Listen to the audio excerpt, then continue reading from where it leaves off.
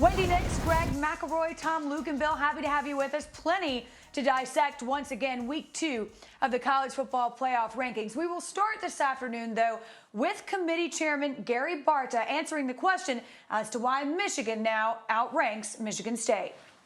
A week ago, it was discussed that Michigan might be the more complete team, offensively, defensively, every statistic. Michigan's ahead of Michigan State, but the committee certainly gave Michigan the nod. They were undefeated. They beat Michigan head-to-head. What's different a week later? Michigan won. Michigan State lost. The discussion in the room went back and forth, very similar to what you're doing now, but at the end of the day, we felt as a committee that Michigan was a better team and to be ranked ahead of Michigan State this week. Stay tuned. We get to watch again next week. Well, stay tuned. Maybe the two most important words we've got here, Greg, because it's interesting. We saw the head-to-head matchups valued in week 1. I understand there's some different arguments this time around, but what do you make of the Michigan State flip-flop? Well, it's ludicrous. And while I understand where Gary Barta stands in saying, well, the offensive efficiency, the defensive efficiency, the playmakers that Michigan has, you are ignoring the result in the field. And all we have to do is go back to 2015.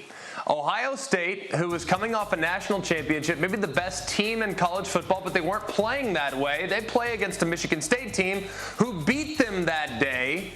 And even though we all looked at that Ohio State team and said, well, if they played that Michigan State team 100 times, they might win 95 out of the 100. I think all of us agreed based on the eye test, based on the personnel, based on the future all-pro players that littered that roster. However, the one time they did play, the result indicated that Michigan State was the better team. I'm not saying that you can't feel that way. You might be able to sit there in that committee meeting room, Lugs, and say, yeah, you know what? Michigan might be better than Michigan State, but what you're doing is you're devaluing the regular season, and you are disregarding an actual result that we have just 10 days ago. So you can feel however you want to feel, but you can't rank teams based on how you feel. You have to rank them on the results, and the committee fell short of that last night.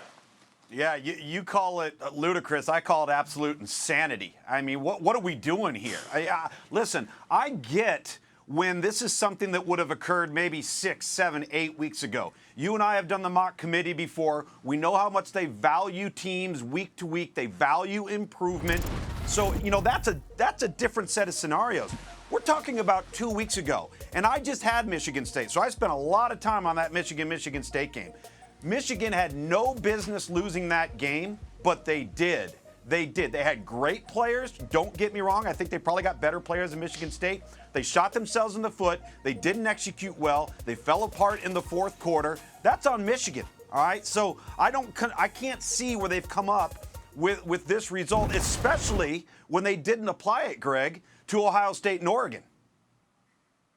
Yeah, it feels like they kind of picked some of their criteria based on where they think teams are. I mean, right now, you could tell me, well, we kind of value the eye test. All right, fine. Well, if you value the eye test, perfect. Why is it that Cincinnati, after a very disappointing performance last week, moved up a spot? All right, yeah. If you value the eye test, why is it that Baylor, who played horrible last week, why'd they only move down one spot in defeat to a team that just fired their coach?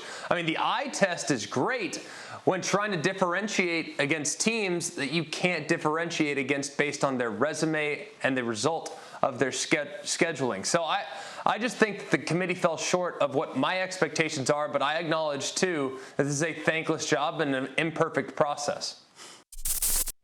Thanks for watching ESPN on YouTube. For live streaming sports and premium content, subscribe to ESPN+.